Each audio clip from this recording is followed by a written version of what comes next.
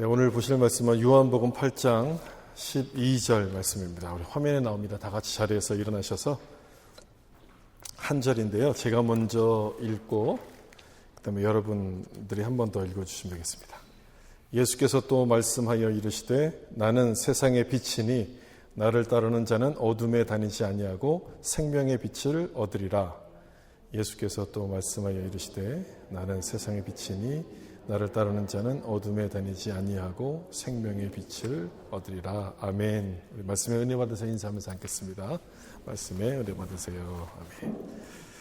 아멘. 우리가 지금 대강절을 보내고 있는데요. 성탄절에 오신 예수님의 모습을 묵상하고 있습니다. 오늘은 예수 세상의 빛이란 제목으로 말씀을 좀 나누려고 합니다.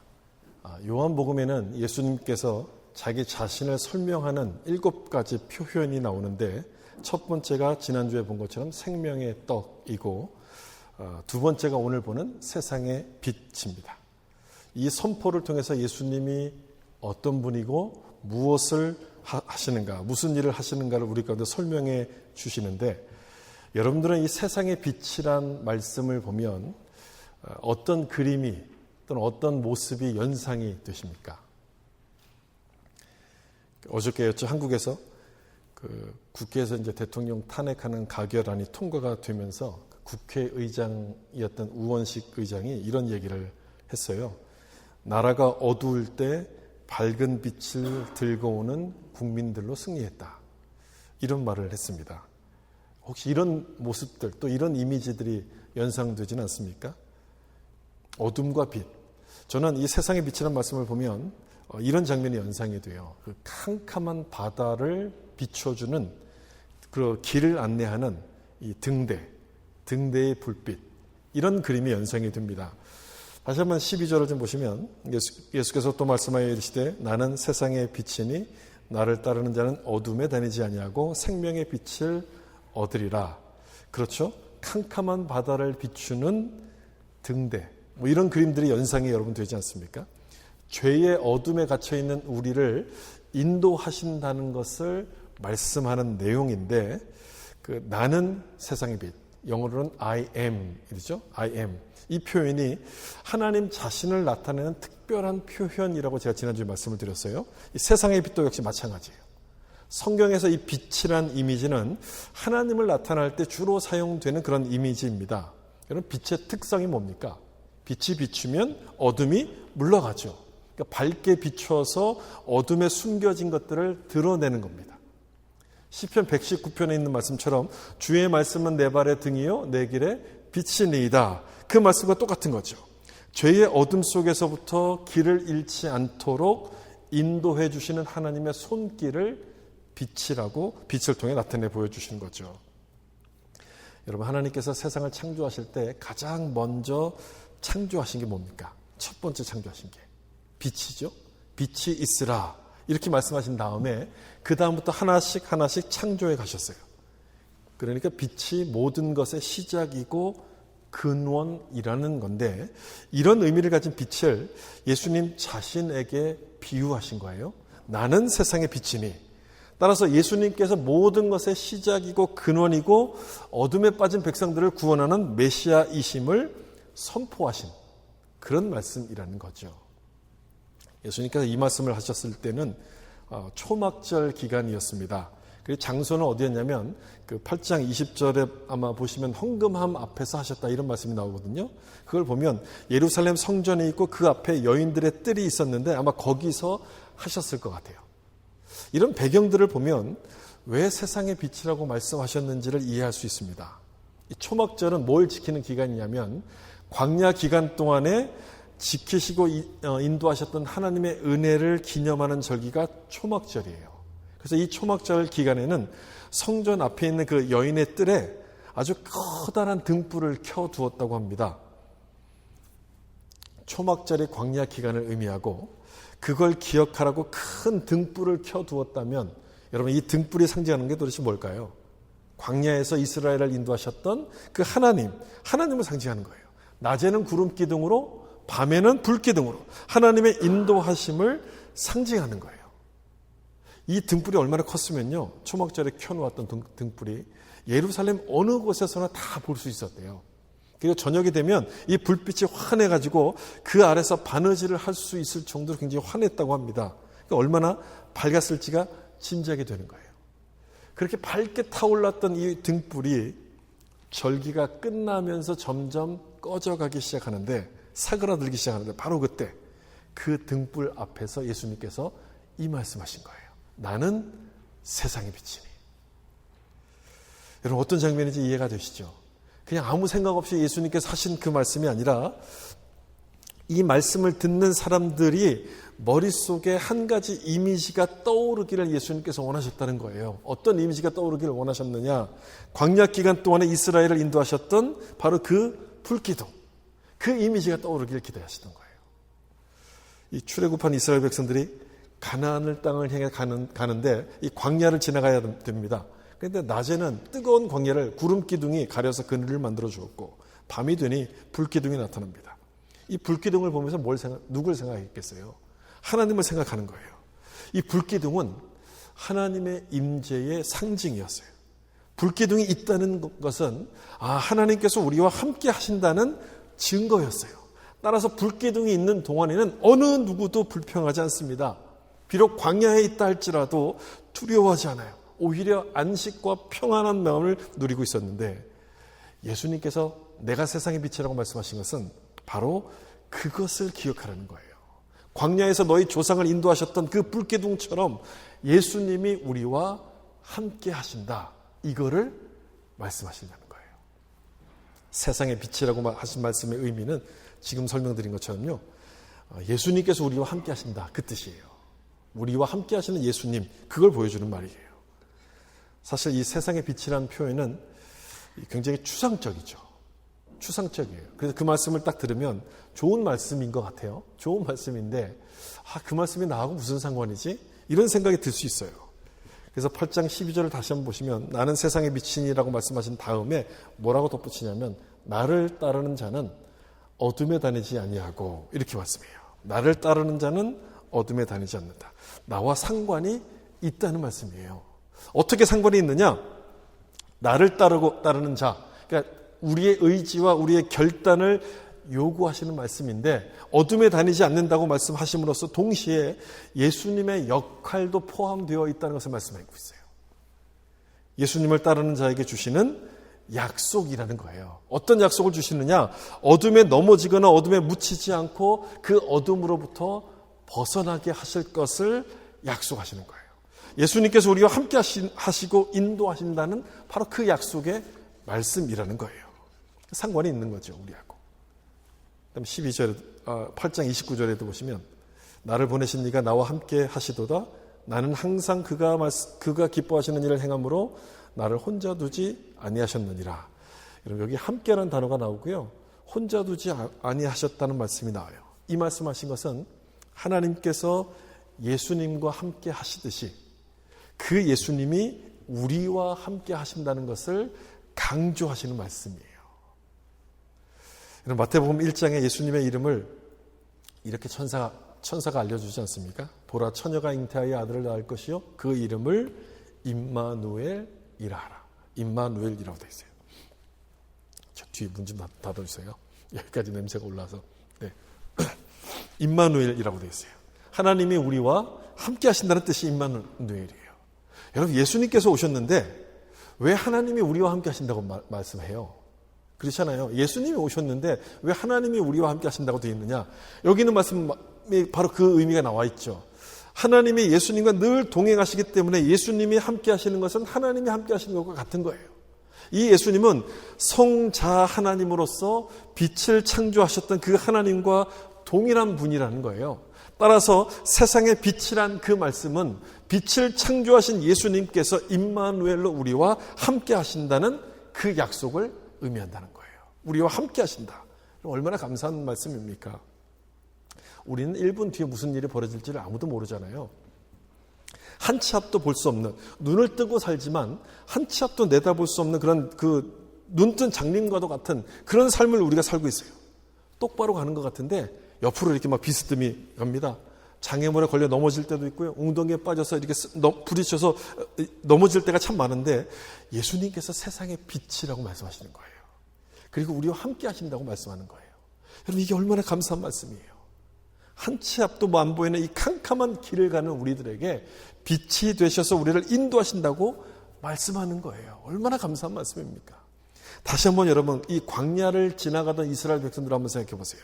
출애굽은 했는데 이제는 가나안 땅에 가려면 이 광야를 통과해야 돼요. 이 광야를 어떻게 통과해야 될지 걱정되지 않았겠어요? 근데 갑자기 구름 기둥이 나타나더니 햇빛을 갈아줘요. 거기까지는 괜찮았는데 이제 해가 지고 저녁이 되면서 슬슬 걱정이 밀려오기 시작해요. 해가 지면 이제 어두워질 텐데 캄캄해서 아무것도 안 보일 텐데 어떡하지? 이렇게 걱정하고 있을 때 어디선가 불기둥이 나타납니다. 순식간에 대낮까지 환해지는 거예요. 그걸 본 이스라엘 백성들 여러분 뭐라고 소리쳤을까요? 그걸 본 이스라엘 백성들이 뭐라고 소리쳤을까? 1번 불기둥, 2번 하나님. 뭐라고 소리쳤을까요? 하나님이다 라고 소리쳤을 거예요. 불기둥을 보면서 하나님이다. 하나님의 임재가 불기둥으로 이렇게 나타나서 이스라엘 백성들을 딱 비추기 시작하니까 그들이 가졌던 걱정과 두려움들이 다 사라지는 거예요. 광야가 주는 두려움, 그 다음 어둠의 두려움, 이 불기둥 앞에서 흔적도 없이 녹아버리기 시작해요. 불기둥은 그야말로 하나님의 임재의 상징이고 우리와 함께 하신다는 증거였기 때문에 그래요. 출애굽기 말씀, 그 부분을 설명하는 출애굽기 말씀은 13장 22절 보시면 낮에는 구름기둥, 밤에는 불기둥이 백성 앞에서 떠나지 아니하니라. 오늘만 있고 내일은 안 나타난 것이 아니고요. 매일매일 광야를 가는 동안 이스라엘 백성들과 함께 하신 거예요. 떠나지 않았어요. 불기둥은 그 자체로 그래서 희망이었고 소망이었어요. 아무것도 염려할 게 없어요. 염려가 있다 할지라도 그 불기둥을 보면 다 녹아내리는 거예요. 여러분 세상의 빛이라고 하신 그 말씀의 의미가 바로 이거예요.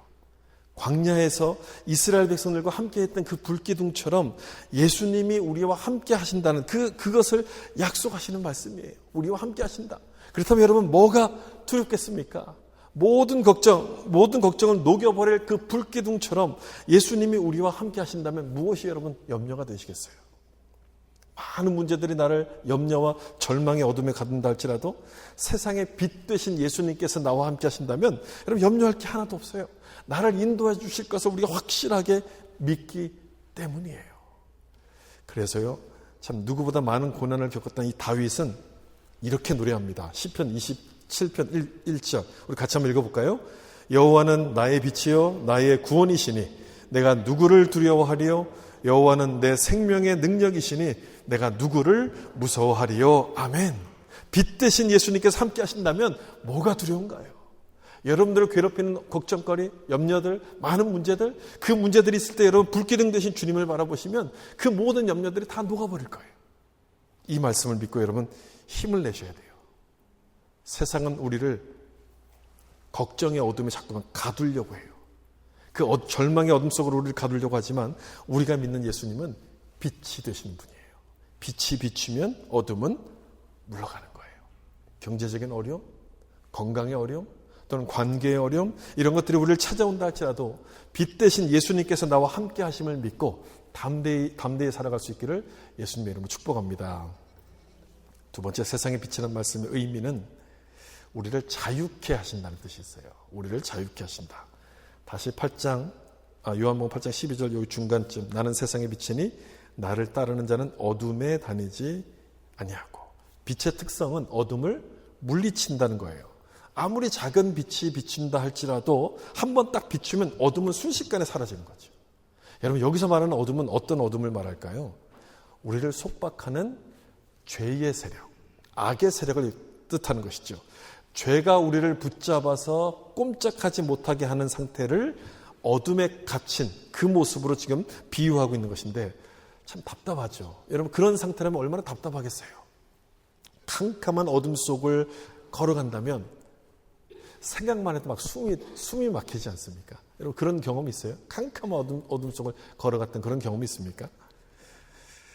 저는 군대에서 야간 행군을 했던 기억이 이제 났는데 밤에도 이렇게 행군을 할 때가 있거든요. 근데 그날따라 무월광이었어요. 달빛도 없는 그런 밤이었어요. 그러니까 정말 그 칠흑 같은 밤이란 게 이런 걸 말하는구나. 그때 처음 경험을 했어요. 아무것도 안 보여요.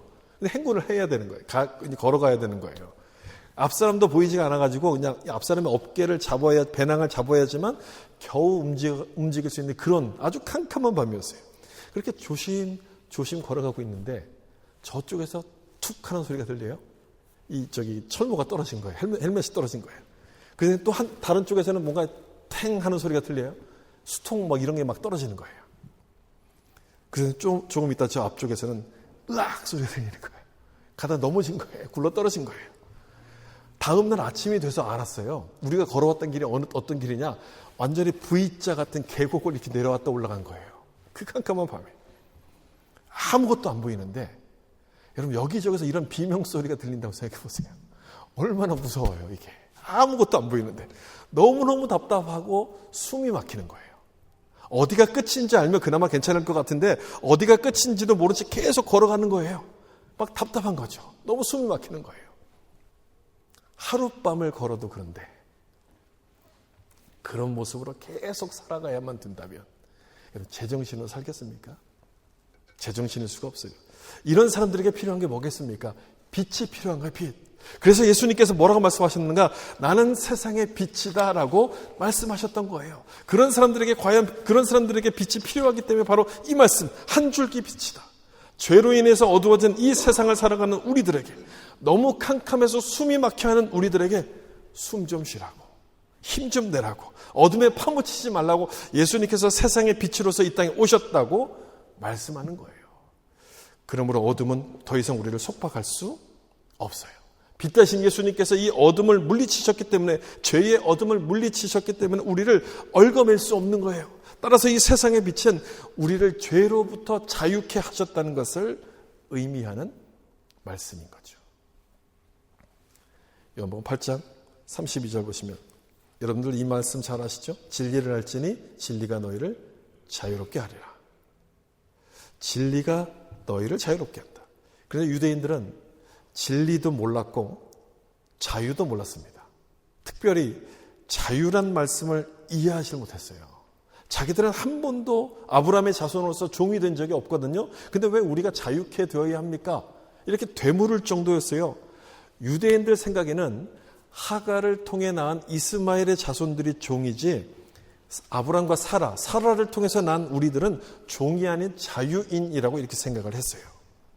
예수님이 말씀하신 이 자유를 혈통이라는 육의 기준, 육적인 기준을 가지고 이해를 했던 거예요.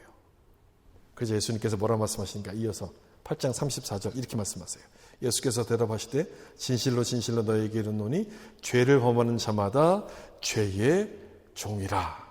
무슨 뜻입니까? 예수님이 말씀하신 이 자유의 의미는 영적인 개념이라는 거예요.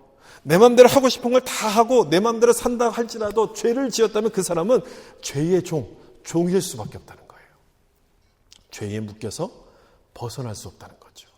여러분, 죄란 게 그렇지 않습니까? 거짓말을 한번 생각해 보세요. 거짓말을 한번 하면요, 그것 때문에 또 거짓말을 하게 돼요.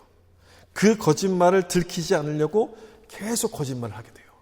그러다 보면 처음 했던 것보다 점점 뒤로 가면 갈수록 처음과는 비교가 안 될 정도로 큰 거짓말을 하게끔 그렇게 되는 거예요. 죄라는 것은 그런 거예요. 반복하면 반복할수록 더 나빠지는 거예요. 더 악해지는 거예요.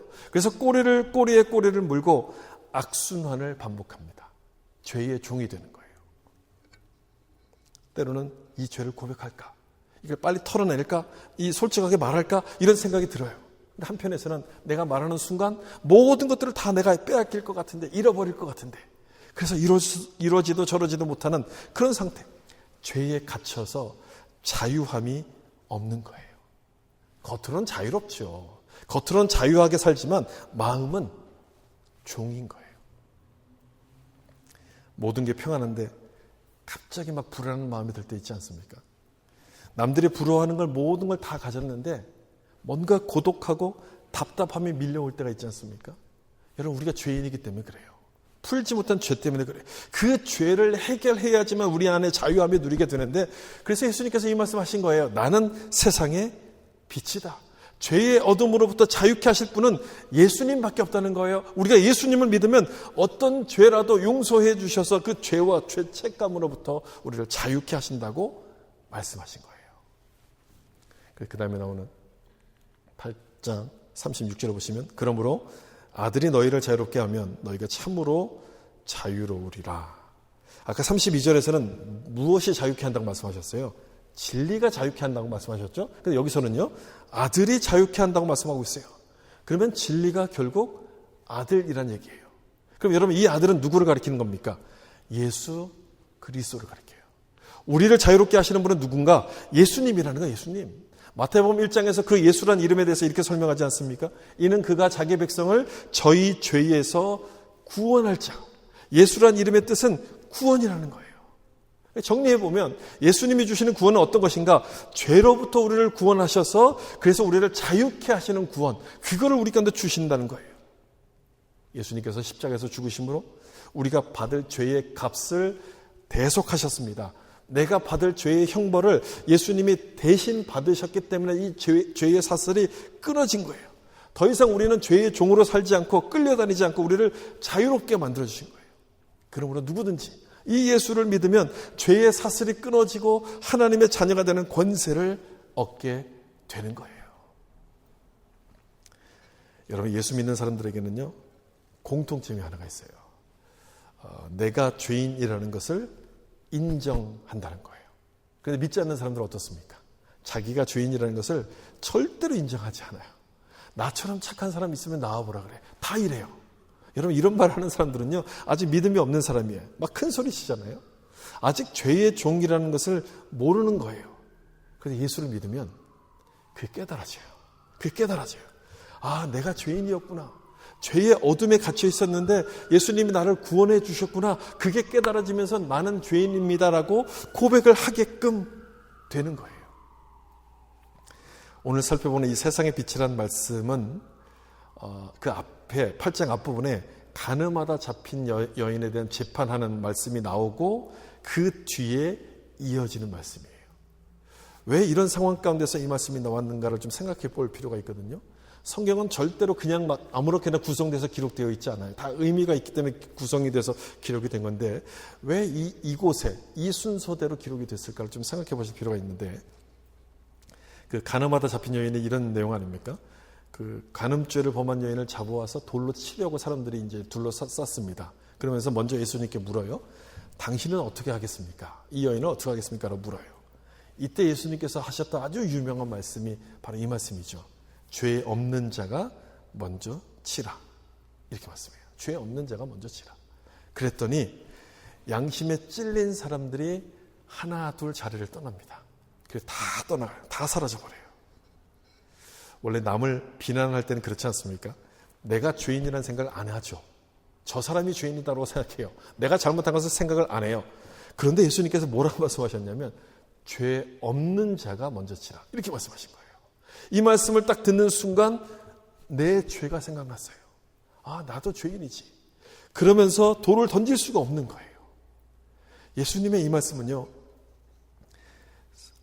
스스로 죄인이 아니라고 생각하면서 돌을 던지려고 했던 그 사람들의 본래 모습을 보게끔 하셨던 그 말씀이에요.